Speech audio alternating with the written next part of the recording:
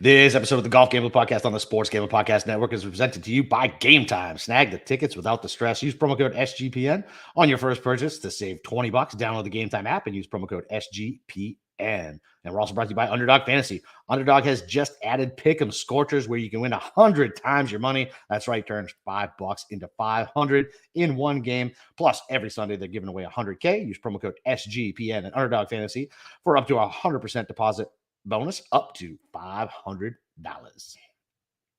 All right, D-Gens, welcome back. It's your boy, Boston Capper, with the God of Golf himself, Steve Schirmer. We're going to talk a little bit about the Sanderson, but we're definitely going to talk about the Ryder Cup. Ole, ole, ole. Steve, how are you, buddy? Well, I mean, we'll be focusing on just one broke limp dick team that I root for tonight's episode. And then we'll say the other one for Thursday's episode. There we go. So, but yeah, listen, we have a lot of takes to get to about the Ryder Cup. I think we're on, even though my bet on the USA was just out of pure loyalty. Yeah, absolutely. I think a lot of, if you listen to this show and everything we've been saying, I had very little positive things to say about the U.S. team, and a lot of things that I thought was going to happen to this U.S. team ended up happening, including Patrick Cantlay turning into the biggest asshole of everybody. I was just throwing out there as a positive, possibly. And yep. I don't know. It definitely kind of, it ended up being, I think, a net positive for the U.S. But, I think so.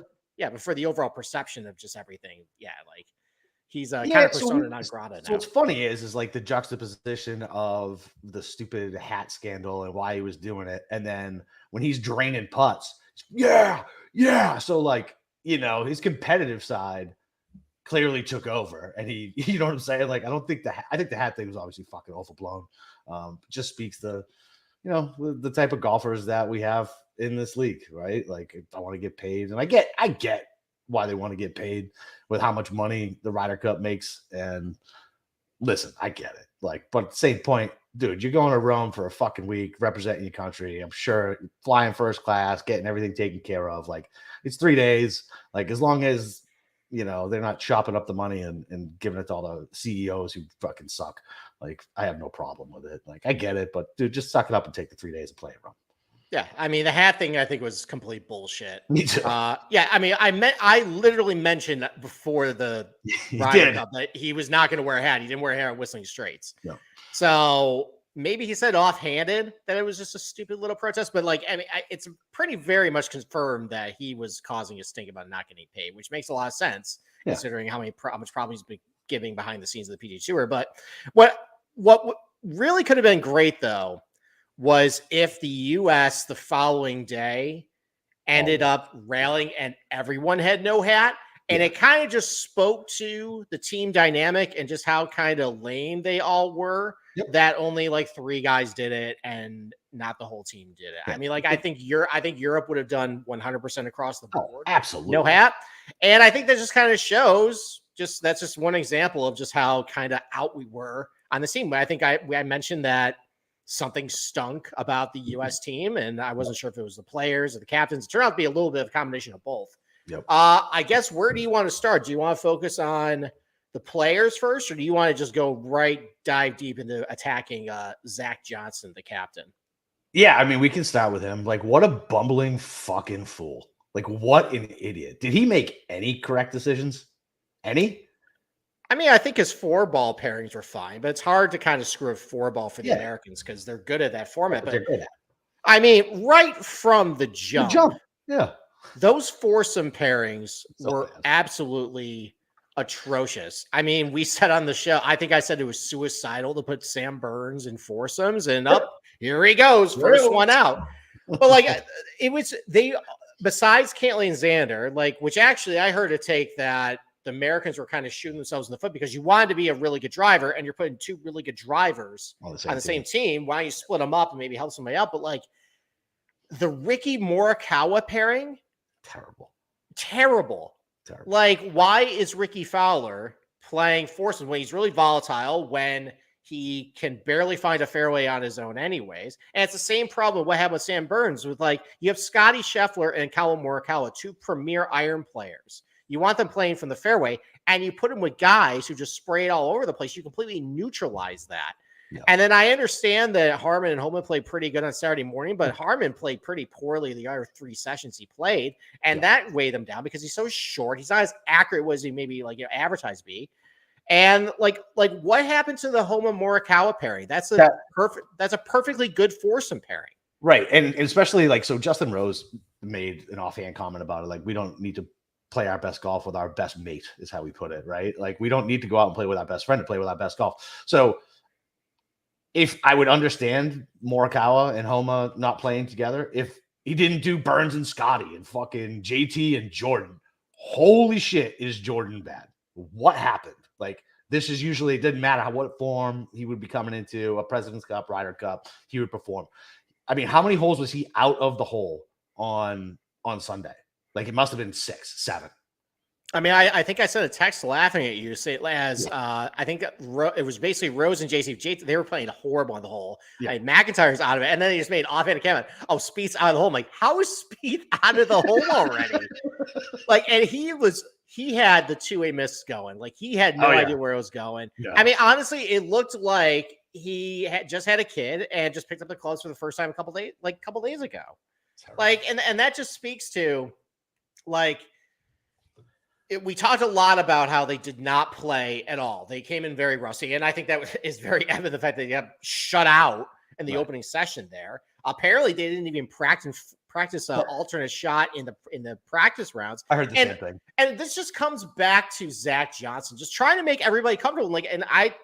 We've been hearing about this hashtag process about we're going to make these guys comfortable. They're going to do their own schedules. They're going to do what they want to do. But they weren't prepared at the end of the day. Nope. And I think it's on Zach to say, look, guys, why don't you go play this event? Like, there's no reason you can't go over and play the BMW Wentworth PGA. Yeah. Like, the PGA Tour and the DP World Tour were, basically hand in hand at this point. Maybe the fact that, hey, you scheduled this little scouting trip to Marco Simone. Oh, it happened to conflict with Patrick Cantlay's bachelor party. How about you pick a different fucking weekend, Zach? Like, how much advance time did you actually need for that? Right. Like, everything just felt just kind of wishy-washy, seat of their pants. We'll just figure it out. And they got their asses kicked, and they deserve to get their asses kicked. They did. And I have never heard someone, I think I put something like this on Twitter, never heard someone on the microphone so fucking unlikable. And I have sat through 20 years of Bill Belichick fucking press conferences where he just grumbles, spits, and farts at the fucking questions from the reporters. He said confident in that opening fucking press conference.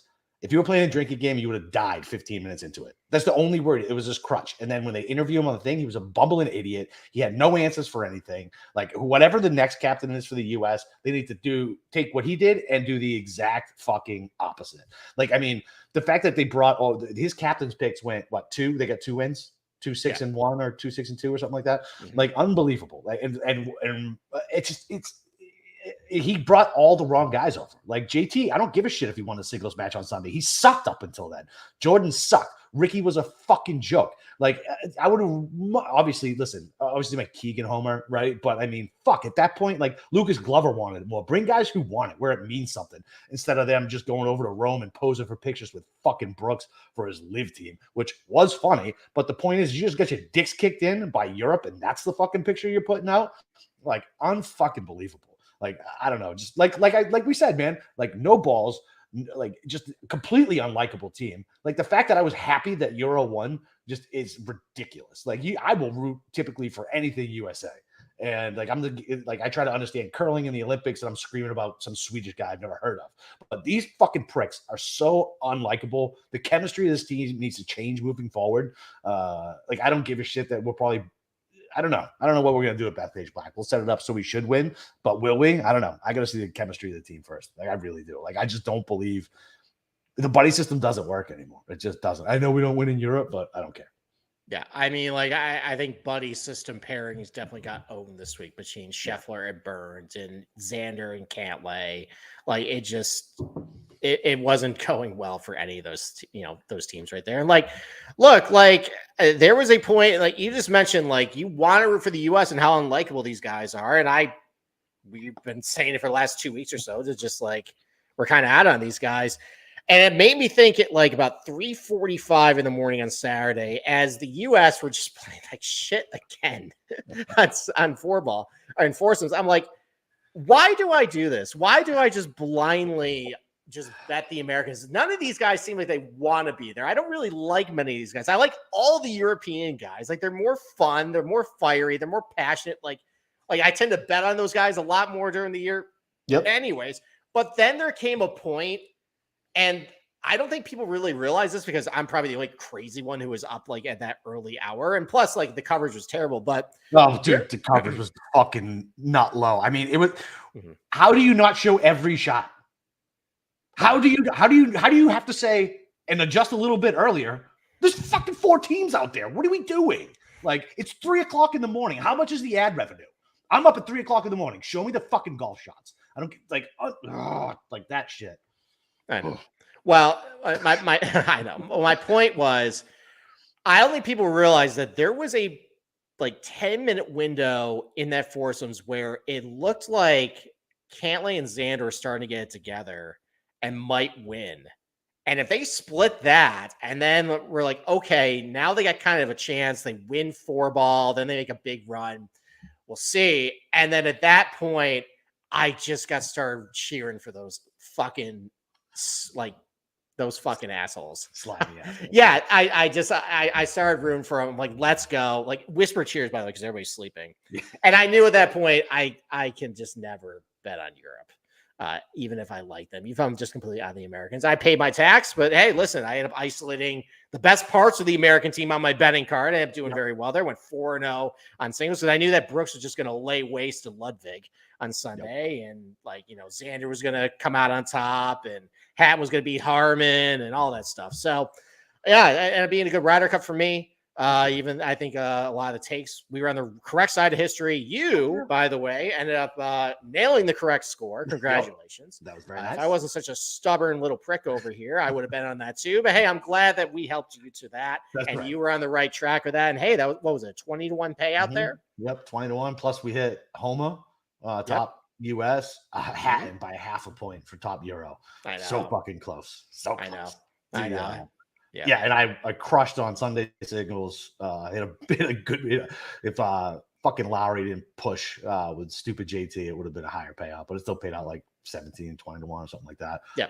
And the same thing, like the like you said, I clicked the wrong button, ended up winning anyway. It was just one of those weekends for me. So yeah, man, it was good.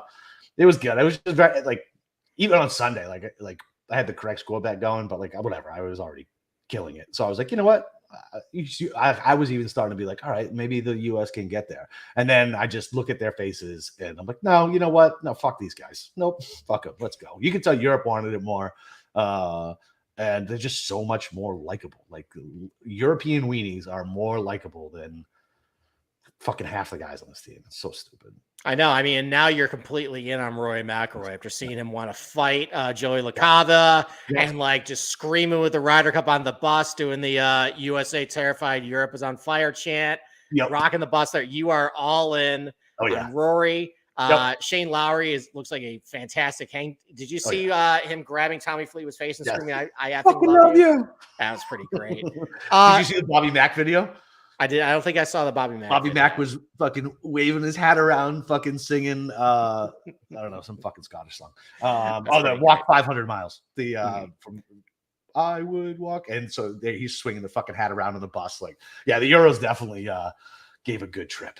That was those guys are still probably partying, man. Good for them. Yeah, and like, I mean, hats off to Luke Donald. Those were tremendous pairings. Like, I think when they first came out, we're like, don't have any qualms about any of this. Like, like even the genius of Straka and Lowry coming out, people were like, this doesn't make sense. I'm like, that's kind of a live dog. Both those guys. You said live dog. I said, yep. Both those guys are keeping in play off the tee. They gain some strokes off the tee too. Both of them are tremendous iron players.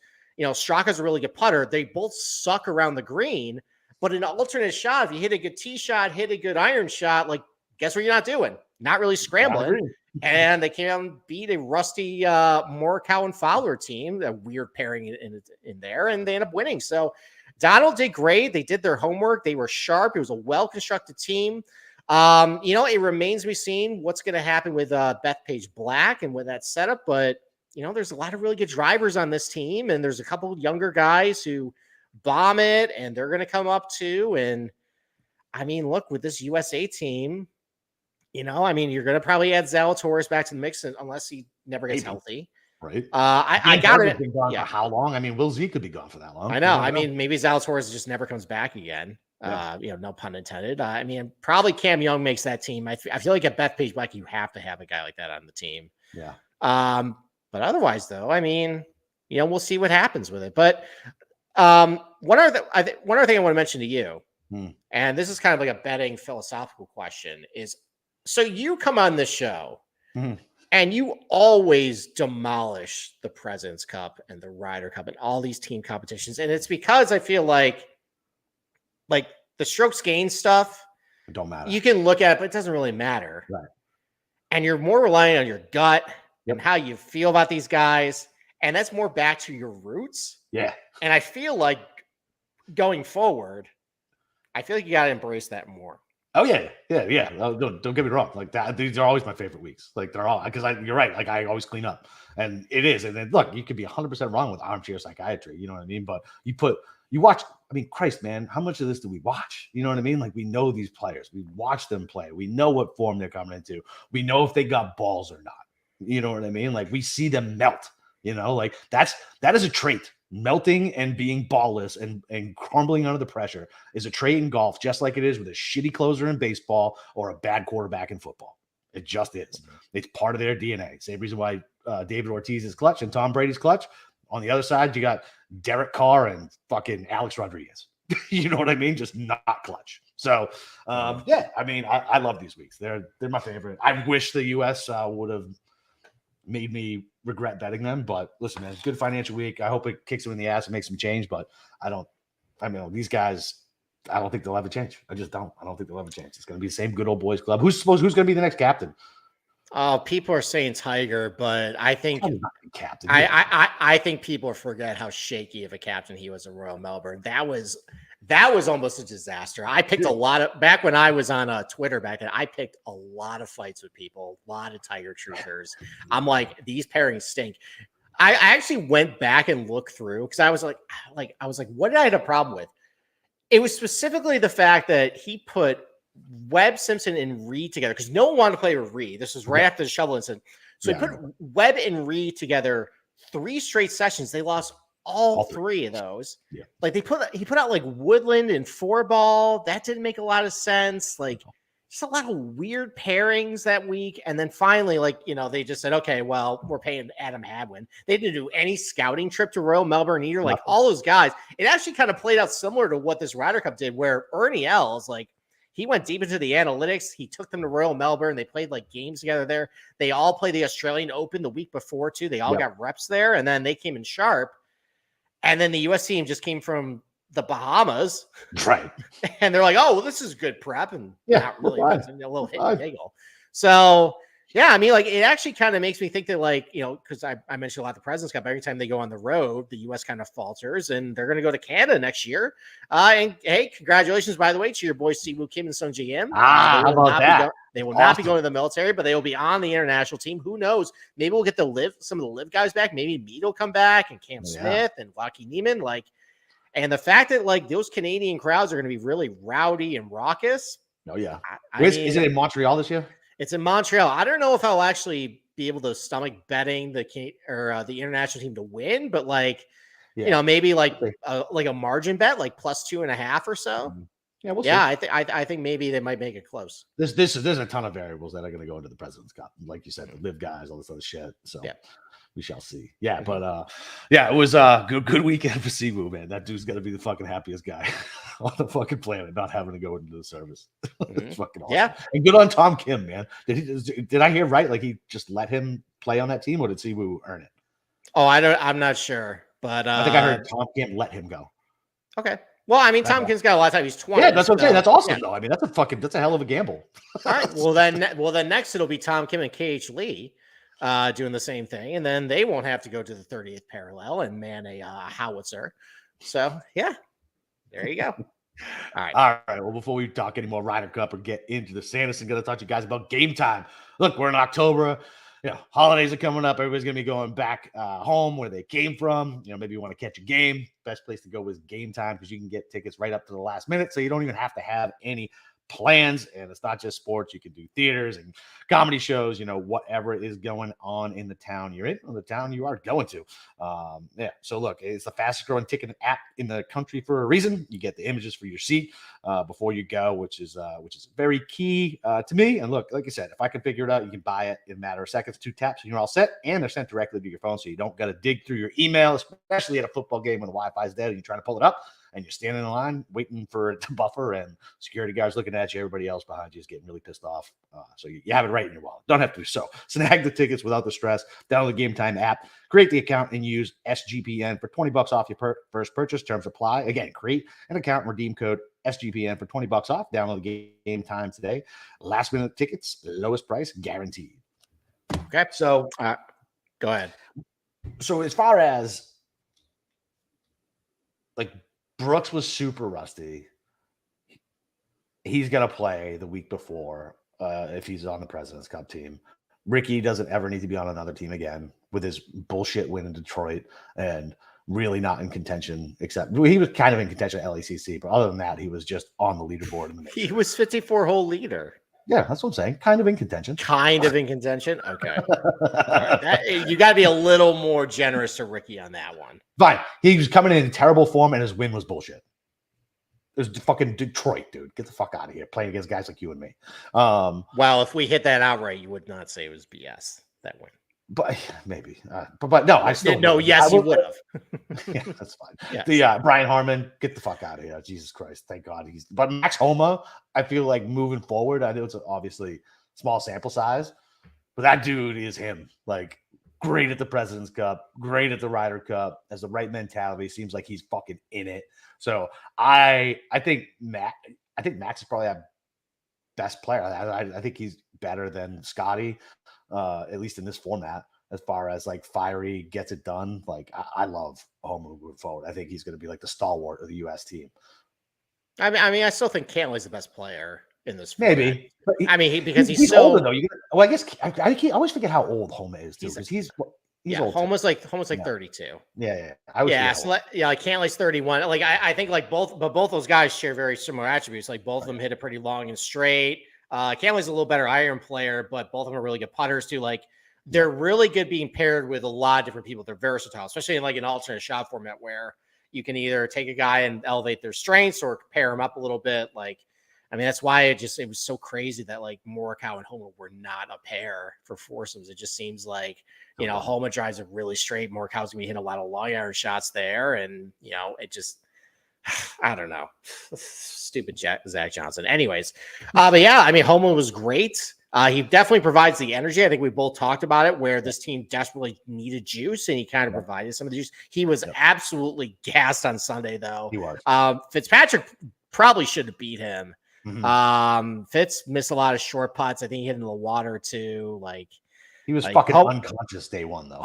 Yeah, but I was very happy that because if Homa lost or had lost on 18, that would have been the conceding point to the Euros. And that would not have been fair to Max to be responsible for that. It was very appropriate that it was on Ricky Fowler's watch. Yeah. And he did it in a remarkably similar way as Phil Mickelson did in Paris, where he hit it in the water and then Phil just conceded on the tee box. Oh, that's right. I forgot about that. Yeah. At least Fowler got to the green and probably make the chip. Yeah. I mean, like a lot of people were railing on Ricky with that, but it's like he was railing on his play. Like he wasn't winning anyway. Like he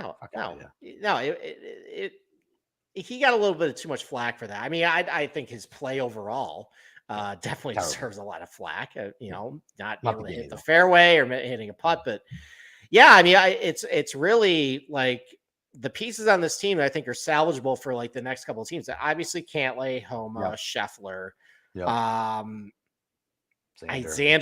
Xander's had a bad tournament, but Morikawa. But that's kind of like a rotating cast of guys. Like, I mean, is JT gonna regain form? Well, he stinks.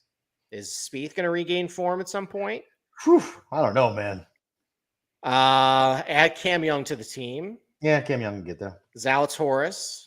If he ever comes I mean, there's back. a lot. I mean, there's probably a couple guys like, who are on the Corn Ferry Tour are going to graduate who are probably going to like elevate too. But like, it just, I think we both tried to hammer home the point. Like this U.S. team was not nearly as strong as what we were given credit. A lot of people were giving credit for. Yeah, it's got a lot of accolades, but like the stuff that you need to do well at this golf course, they drive it pretty well and hit your long irons. A lot of those guys are liabilities, and it definitely showed. Yeah. And then cherry on top with just mismanagement from Zach Johnson, and that is why they lost by 5. What a bumbling idiot! Like he stinks.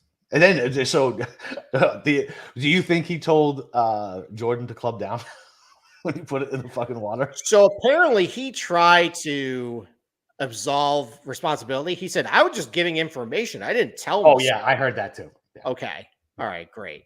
Yeah, I mean, that was not a good look. I guess another thing I want to know is, so you had these assistant captains, and Fred Couples is always an assistant captain. What is his job? What does he do? Is he just there, just kind of just like, shoot the shit? He's Fred Couples. Yeah, because he's Fred Couples. And like he either shit off or get off the pot, shit or get off the pot. Either be a captain or just like get out at this point. Like, I think the assistant captains need to do blood. Like, it's always Furyk on there and Stricker and like Davis Love. Like Stricker was a good captain though. He was, but it's the same guys who are the assistant captains over and over, like giving the same voices, like same inputs, and like the Europeans, like it's basically one and done for them. Obviously, you got Dodo Molinari, who's the brainchild of all that, but like seems like they kind of rotate a lot of these guys. They have more assistant captains kind of like in their inventory, whereas the U.S. like they're going to turn to basically Tiger. Yeah. After that, though, like I don't know. They got to let Phil back in. Do you really want Phil pulling the strings? He'd probably be pretty crazy. Oh, dude, I don't know. I just think the sheer entertainment value of it and the pearl clutching from fucking golf people, worth the price of whatever that admission is. I mean, I question his judgment on some of these pairings, but that's speculating. But I mean, like at the end of the day, I don't know. I mean, like we all said at Whistling Straits, I remember after my rant that this is going to be 10 years of U.S. domination, and boy, my tune changed for this Ryder Cup. Yeah. So we'll see. A lot can change in 2 years. Yep, exactly. All right. Well, before we talk about the wonderful Sanderson Farms, I got to talk to you guys about Underdog Fantasy, and they got a new way to play alongside your favorite football team. Underdog has just introduced Scorchers. You go for 5 for 5 in a pick'em Scorchers and enjoy a spicy 100 times your money payout from now until October 4th. Underdog is matching 100% of the first deposits up to $500. That's tomorrow, boys and girls. If anybody's listening, any girls or females are listening, go do that now. $100,000 Sundays continue on Underdog Fantasy. 10 lucky players will win $10K each. So watch along, make your picks, and maybe even make a little cash over on Underdog's mobile app or website, underdogfantasy.com. When you sign up with promo code SGPN, Underdog will double your first deposit up to $500. That's Underdog Fantasy, promo code SGPN. Okay. All right. Why don't we transition to Sanderson? So I guess. Fulfill our obligation. So, all right, this is just a Clips Notes version of my preview. I apologize it came out so late. I was pretty burnt out from the Ryder Cup week, getting up at 2 in the morning and having an infant who, when I tried to sleep, wasn't letting me sleep. Even trying to sleep in on Sunday didn't work out very well for me. I am getting about 3:30 at AT. I had to mute my phone. Like I turned off our text chain because I was like, sorry. Well, no, it's just because I'm like, I had it on like pause or whatever. And I'm like, I don't want to know what the hell's happening.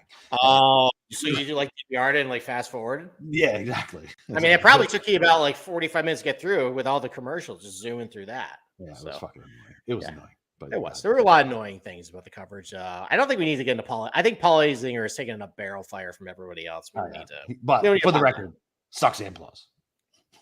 What's that? I said, for the record, he sucks and blows. Yes. The worst. It wasn't great. But all right. Anyway, Sanderson. So honestly, a lot of what you looked at for the Fortinet, you're basically going to look at here. Similar style golf course as far as like everything's kind of really right in front of you, narrow fairways, not quite as thick and tree lined as the Fortinet was, but like you look at like the difficulty in all the strokes gained categories. None of it's really all that difficult for PGA Tour standards. I think the toughest probably area is off the tee because it's so narrow. And we saw last year, sometimes get really firm and fast conditions, really hold the hard to hold fairways. I think the drive actually rate last year was only 51%. Yeah. I ended up getting a little bit of PTSD when I actually did a course overview, and I actually identified where Mackenzie Hughes was, and they had all the infrastructure up with the satellite feed. I still can't believe that he got TIO from that. Like that scoreboard was way, way, way like out of the way. Like that was taking some liberty, and then he backboarded, blast over the green. Ugh, that should have been outright ahead. Sorry. Anyways, okay. So back to the Sanderson preview. A lot of short irons. Data Golf estimates about 8 shots around. When come under 150, which is a little higher percentage. Most of it's going to be between the 100 and 150 range there. The type of guy usually does well here. Guys who tend to have a lot of pop off the tee because there's not really a whole lot of adversity. If you miss a fairway, there's no real penalty for missing a fairway. The rough is only about 2 inches Bermuda, which is not very thick. Not a lot of water hazards if you're going to hit into. So really you can kind of just blast it out here. And that's kind of been, seeing some recent winners like Cam Champ and Sam Burns. And, even Mackenzie Hughes has been adding length. He's not very accurate, so just blast over the yard. Sebastian Munoz has won here. Sergio won here, but like when he won, he had a lot of length with his game. Mm-hmm. So I know Cam Young almost won this event. I know Sahith Theegala almost won this event. So those types of guys going to do pretty well here. And then also this can turn definitely into a putting contest. That's another correlated skill set. The predictive skill set guys tend to putt pretty well, especially on Bermuda, do pretty well here. And it also is the biggest predictor of how you separate yourself on the leaderboard. Putting has a much bigger effect on your place in the tournament based on how you do there, as opposed to your ball striking around the green. Doesn't have as big of an impact as other places because it just isn't all that challenging. So this thing's kind of a driving and putting contest, short iron contest. Those are the types of guys I tend to look at for my outrights and my positionals this week. Okay. All right. I like it. So I told you I've done minimal fucking research and I wanted to kind of walk through it with you. So Cole, Bermuda putting. How long? He's not very long. How long is he off the tee? So this year he averaged 297.7, which is about middle of the pack. Okay. Everybody. All so, right. But like kind of with the Fortinet, all the things you're kind of looking for. Really good with the short irons. I think he's actually the best in this field with the short irons. Really good putter on Bermuda. He putted pretty well last year at the Country Club Jackson. I think he ended up missing the cut because he just didn't hit the ball very well, but he's hitting the ball much better this time around. Yep. So I found an Eric Cole top 20 plus 135. I didn't get through with the outright because I think he's like 20-1 or so. Yeah, I think 25. Yeah, I'm just banking on it seems like it's so correlated. Guys just bomb it off the tee, just tend to do well here. So I didn't want to bet him for an outright because he just isn't that bomber. Yep. But I think he can do very well here. I think with his skill sets, a positional plus 135 for me for a top 20 is perfectly fine. I think for like a top 10, you can get like plus 250, 275 or so. That might be a good option as well. Take the top 20. Yeah, take the top 20. So long, Bermuda, Keith Mitchell. What's he been doing lately? Who knows? Keith Mitchell, I don't think he's played really at all. Right? Yeah, and like I think he played pretty well at the 3M over the summer. But yeah, like so the last time, because I considered him too, because you're right, like, and that's kind of been like the type of guy who's won these types of events that like isn't like a big name. It's a guy with some win equity, a veteran. He definitely fits that profile. He's got a lot of distance, and he tends to putt, okay on Bermuda. He hasn't played since the FedEx St. Jude though, so for me, that's out. Okay, all right. So yeah. Right, so who do you like? Do you like anybody under 30-1? I got better numbers than what they are. All right, you're gonna yell at me. I'm going back to with Bo Hostler. God. Okay. Again, he's done pretty well here. He's long at the tee and he's a good putter. That's fine. Like that's just kind of what I got my losers that I bet. Like I'm not gonna. Okay. All right. Well, then here's another. I'm not gonna shade you for it. Is what I'm saying. I'm like fine. Like you're right. He fits the profile. I just can't get over his face. It's impossible. Okay. Like he looks like a legit caveman. All right, well then let's talk about another guy with a facial deformity. How about Lucas Herbert, your boy? Yeah, my man. He's I long as like shit, I like but Lucas. I like Lucas Herbert this week too. Listen, like he had, I guess we were wondering why he hadn't played a whole lot of golf before the Fortnite. Apparently, he had a death in the family, oh, I so didn't that know. kind of rocked him pretty hard. I think his father-in-law passed away. So, That's not- but yeah, being first round leader there, things didn't really go all that great the rest of the tournament. But the fact that he has a lot of upside, he got that tournament in. Again, the secret sauce is really long off the tee, and he's a great putter. Yeah. So he has not played very well. That's a red flag. He's not played well at this tournament. He's not played well a lot of the comp courses I looked at. But again, I'm just kind of relying on the predictive skill set, bombing off the tee, putting. Yeah. It's a wedge fest, even though he's not really good with those irons. Yeah. I got him at 45 to 1, and that's a good number. I was happy with that price. Yeah, a lot. So a lot of these guys, I bet at the beginning of the week, like Hostler was 40, Herbert was 45. Again, going on the theme of just length and putting, SH Kim, second at the Fortnite. I mean, I know our on our text chain, Matt Gannon said I'm good with not betting on SH Kim going second and first, but Lucas Glover just went back to back. So anything's possible. And SH Kim, he's long off the tee. He's been hitting his irons a lot better lately, although not very well from under 150. Great putter. He putted really well at the Country Club Jackson last year. Putts really well on Bermuda. So why not? All right. What about Hoagie? Wedge fest putting. He's not a really good putter, though. He can get fucking white hot, though. He can. Okay, so you want to guess on that? No, I'm just saying, like, what? Like, he's a veteran. All right. Well, all right. So the case for Tom Hoagie, you're right.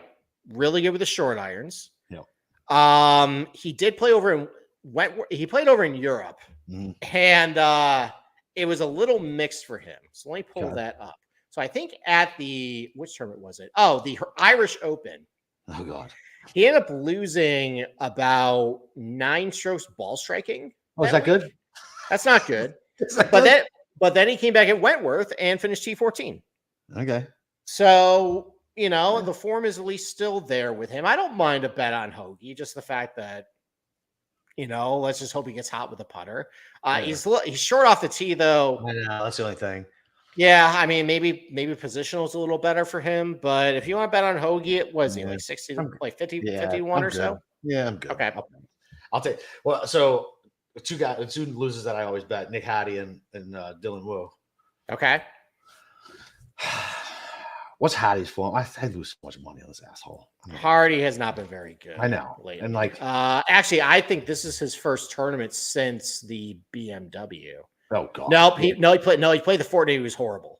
Yeah, I'm not gonna bet him. If he gets me, okay, he gets me. So Dylan Wu though, like I feel like he's long enough. I don't mind Dylan Wu this week. Yeah, he was showing form. Yep. Played well, I think, at the Fortnite. Yep. His iron's been better, and he's been putting, I think, a little better too lately. Good Bermuda putter. So the thing with him, so he played horrible last year. Or he didn't play horrible, but like he hasn't really had all that good results. Country Club Jackson. The problem is, it seemed like the problem is he just wasn't putting very well back then. Now he's putting pretty well here, and he actually like where he's deficient in his game is with his shorter irons, but he actually hit his irons really good in his 2 appearances here. So okay, kind of matching all that up, I got Dylan Wu for a top 30 at plus 130. Oh, that's nice. So, I mean, considering kind of a weak field, like I like the profile, even though he isn't a bomber per se. I like where his game is at. And I feel like I want a guy like that on my betting card. So I took positional only for him. I like that. All right. So who do you like in like the 50 to 100 range? Okay. Callum Tarrant. Okay. Again, he played really well at Fortnite. He's really long off the tee. He's been he's really boomer bust too. I think he finished second to John Deere. I think last year. He played well at the Fortnite. Again, long off the tee. He's been putting a little better lately, too. I think he played pretty well at this tournament last year, too. Played well some of their comp courses I'm looking at, too. So I got him at 55 to 1. And then, look, if Cam Champ can win this tournament, why can't Garrick Higo win this tournament? Garrick Higo did very well this tournament last year. Bomber, great putter. Did not do very well at the Fortnite, but He had a couple of decent results towards the end of last year. Yeah. 60-1 on him. And then, again, you're going to yell at me. Another loser you hate. Okay. How about Alex Noren 80? I fucking knew it. I knew you were going to pick him. I fucking knew it. So Alex Noren is actually like the Mackenzie Hughes profile, where he's not the longest guy, but he still averages about 300 off the box, and he just hits a lot of putts, really good getting up and down. He's been really good at these types of tracks, too, that I looked at, where, a lot of shorter irons, and you don't have to be the most accurate guy.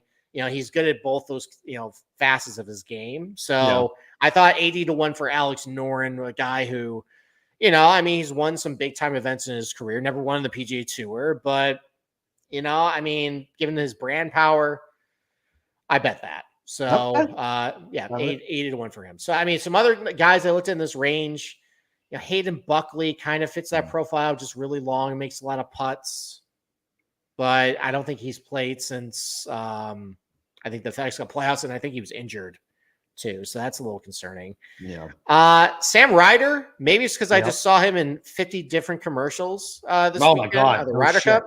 No kidding. Yeah, to the point where my friends who are casual golf fans are like, how did Sam Ryder get so many commercials? Well, you know who the guy is on that commercial with him, right? Like playing his agent. Do you know who that guy is? He looks familiar. I don't know the name, but he looks familiar. He's the guy who the first season of American Idol co-hosted with Seacrest, and Seacrest like fucked him out of the deal and hosted it himself. Oh, that's right. That is where he's from. Yep. Interesting. I always feel bad for that guy. So I think about him and like the guy who like quit Apple, like all these guys who like were either fucked out of the beginning or what. Like those are the people I'm like, oh, that poor prick. Now he's doing fucking truck commercials. Yep. Alex Smalley. Yeah. He's got some length. He's not very good putter though. That's concerning. But like the iron play is pretty good. But like Sergio ended up winning here, so I guess true. Alex Smalley could win this type of thing. Was Sergio putting with his eyes closed at that time? He was, and I think he beat Keegan that year too. Yeah, so. I think I remember that. And then for a positional, Stallings on the juice. What's that? Is Scott Stallings back on the juice? Not even on my radar. I have no idea. All right. What about? Well, hold on. Before we leave, like this little zone here, I got a top 20 Emiliano Grillo plus 150. Oh, I like that's a good number for Grillo. It is. I mean, like I think just if everybody, Ludwig is obviously, we didn't even talk about Ludwig, by the way. I'm gonna leave Ludwig alone. Yeah, I think the fact that he just came from Europe and his wedge game is horrible. If he ends up winning 12-1, say la vie. Whatever. Exactly. But I think of everybody else in this field, I would say Grillo is probably the best player. Oh, yeah, definitely. Best ball striker. Like, there's always one of these types of guys in this field. Like, last year's Keegan. Like, Grillo's like a step below that. Yeah. But, like, Grillo's an accomplished player, been on a lot of major championships, been on a President's Cup team. Like, the guy is he's a legit. good player. And again, the top 20 plus 150, he's been really good here, really good at some of the comp courses. Yeah, I like that. I like that bet a lot. Yeah. And then the last guy I bet down here. Actually, that was it. Okay. So, okay. Actually, no. One more guy. Is Davis Riley just dead? I think so. You think so? I think so. That's too bad. But I'm about to bring up guys who are dead too. So, I don't know. Like Davis Riley's, he was up and coming. Like I just remember, I can't remember what fucking term it was, but he was in the mix. And then his driver just went the fuck away and went back to Davis Riley, like just spraying it all over the fucking yacht. I can't remember what tournament it was. Like I feel like he was tied for the lead after 56 or what, but I just remember watching him on the tee box melt and being like, whoop, all right, no more Davis Riley. It was your Colonial Memorial. Okay. Yeah. Actually, one more name. Yeah, we got. I used to like. All right. How about Ben Griffin? Okay. Got some pop. He long enough? He averages 301 off the box. Okay, that's fine. He played well here last year, plays well in some of the comp courses. He's actually a really good short iron player, really good putter, good on Bermuda. Yeah. It's not bad. I can get behind that. Maybe I can see if did he play 4 days or is this his first event? I think it's his first event. Yeah, it is. We finished T20. Maybe I'll fit a positional on him. Yeah, I don't mind it. Yeah, I think I'll do that. Because outrights, I have 6. I'm probably not going to add any more. Maybe I'll add like a top Yeah, top 20 on him. I probably get decent odds on that. Okay. All right. Yeah. That'll be on my official card. All right. So some long shots down the board. Who are some other guys maybe you want to talk about? So what's up with is Will Gordon officially dead? I think so. Okay. All right. Yeah. I don't. What did he do at Fortnite? I mean, yeah, he had to have played Fortnite. Yeah, he got cut. Yeah. He's gotten cut in 4 of his last 5 tournaments. Okay. All right, never mind. All right, fine. Yeah, that's a pass. That's a no for me, dog. nice. Nice. Justin Lauer. I don't mind Justin Lauer. He played okay at Fortnite a couple weeks ago. Yeah. Good putter. At T45. He's been putting a little bad lately, but in general, I mean, he's not a long guy, but he hits his short irons relatively well, and he can putt pretty well. He's putted pretty well at the Country Club of Jackson's career. So, what about Palmer? What's Palmer done here? Was Ryan Palmer done here? Mm-hmm. I don't know if he's actually played this event before. I have him at 0, which could either mean he's exactly field average or has never played here. He's never played it. He's never played here before. All right, disregard that one then. Well, no, I don't think this is really a complicated golf course. I think someone can show up here for the first time and win. I mean, he's that scrappy vet. I mean, hold on a second. Let me see if because I remember when Sergio won. I'm like, why is Sergio here? Like, did he just win his first time? Yeah, he won it his first time. Okay. So that's not a thing. That's a deep number for a fucking, like, he is better than Chesson Hadley and fucking Sam Bennett and Malnati and like Bezadenhout. Like he's a better golfer than those guys. I mean, this is kind of a Bezadenhout golf course, though. Fuck that. I've never. I know. I didn't bet him. Although a guy they actually got for a top 40. Not long off the tee, but good short iron player. Has always putt well at the Country Club of Jackson, putts well in Bermuda. He's won Rocket Mortgage, and that's not a far throw from this place. How about Nate Lashley, top 40 even odds? Oh, yeah, fuck yeah. That's a good price. Yeah. I mean, I think he finished 30th at Fortnite. He's been playing a little better lately. I think he's finished in the top 40 like 3 of 8 times, so not a great success rate, but I thought it was a good price. I think it's a weak field. He's playing all right lately. That's my last position, unless I add another something on Ben Griffin. We should add Dirt McGirt, so our producer doesn't even know who the fuck he is. I think I'll pass. How about this is a Peter Malnati Super Bowl. I was just looking at that too. His number is so deep, but he stinks. He stinks, but like, what about like a long shot top 20? Yeah, I mean, I wouldn't hate that. Like, what number? What number? Let me pull up the grid here. Let's see. You can get Malnati at 3-1. Oh, that's not as good as I thought it was going to be. I mean, you can shop that around. Yeah. What is he on? Hold on. What is he on this book? Yeah, I think 3-1 is probably the best you're gonna get. That doesn't quite get me going as much as I thought it was going to. How about fake Bryson, Harry Hall? Yeah. All right. I might be able to do a top 20 on him. He should be what, 5-1? Probably. Dude can putt. He's not as long as what I thought he was, but no, it's because he looks like Bryson. And you're right, but decent short iron player, good putter. Yeah, that could definitely work. I can see a top 20 on him in this garbage field. Yeah. Who else? Anybody else that kind of strikes my fancy is like good short iron player, and what's playing actually kind of okay lately, and he's a veteran, and I think he's got maybe a decent fit. How about Adam Long? Okay. Nope, never mind. I was like, man, I haven't thought about him in fucking forever. Yeah, it's a couple good finishes and some miscuts. What's he done to Sanderson? Because he's done well in these types of. All right, T30 last year, Sanderson, T29 2022, cut T21, T23 in 2020. All right. He's take a top 30 on him. So he's decent here. He's a good short iron player. He's a good putter.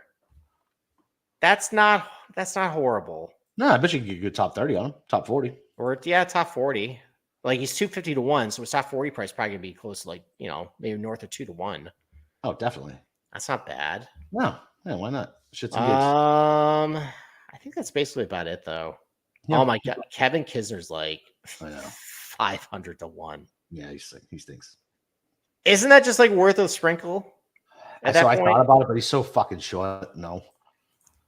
Yeah, but like, yeah. Did he make the cut at Fort Inn or no? I don't know. All right, he made the cut. All right. I don't know. I think I'd rather play Jonas Blixt at the same price. Do you want to do a charity bet? Jonas Blixt versus Kevin Kisner? No, absolutely not. Why not? 25, just $25. Fine.